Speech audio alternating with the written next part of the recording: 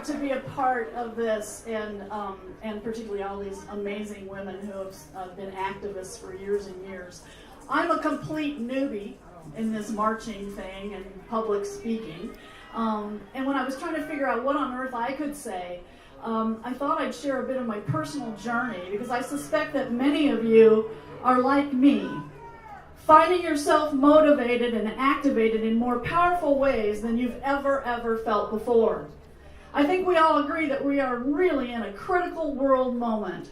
And in thinking about what to say, I realized that my life had been guided by a series of life-changing moments when suddenly world events and personal journeys and current circumstances collide, leading us in new and sometimes unexpected directions.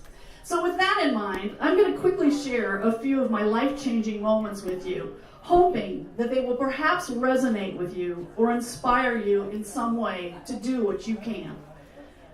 One was in 1992 when, at the age of 34, I attended a diversity training program on the University of Illinois campus after becoming a staff member at Krannert Center for the Performing Arts.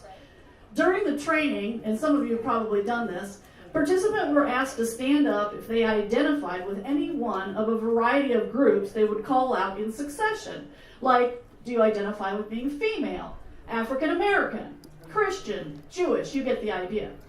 When the facilitator said gay or lesbian, and despite my having never been out to my family, nor in my professional career, I simply stood up, surprising even myself. Thank you. And in that moment, a convergence occurred. The love and kindness shown by Krannert Center staff that made me feel safe enough to do it, the exhaustion of pretending to be somebody I wasn't, the slowly changing attitudes toward gay and lesbians thanks to the work of many people before me. I stood up, I outed myself, I quit hiding, and my life was forever changed. But the most important thing I realized about that moment, I would have never stood up had it not been for the work of all those who had gone before me.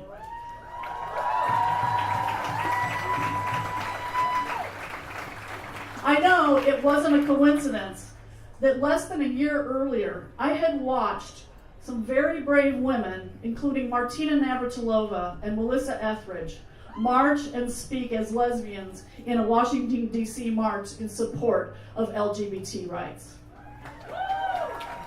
So, then 10 years later, fast forward, and I had another one of those moments again when I learned I had a life-threatening disease.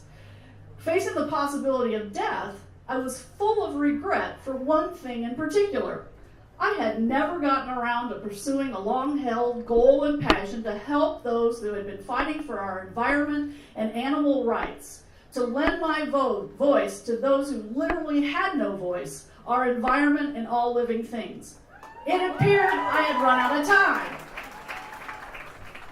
But a higher power apparently decided to give me a second chance, and as a thankful cancer survivor 1 year later, I founded a nonprofit organization named Ecofluent in Fort Osprey that inspires people to fight for the well-being of all living things on Earth by spending money with only those organizations and businesses who have strong, sustainable, and social justice ethics.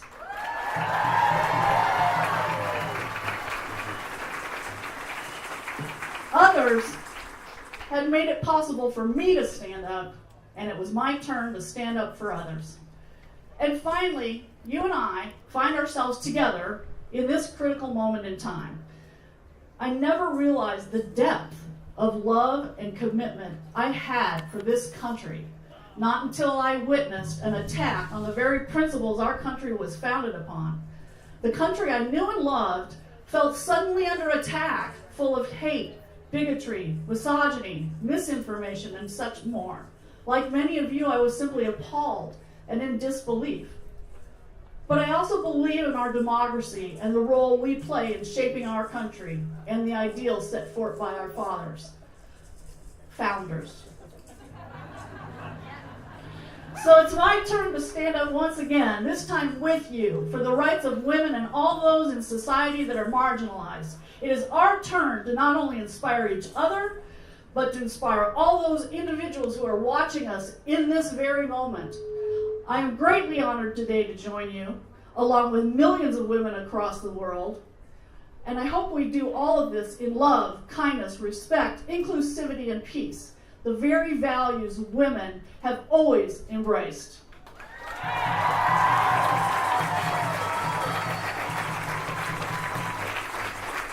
Thank you all very much.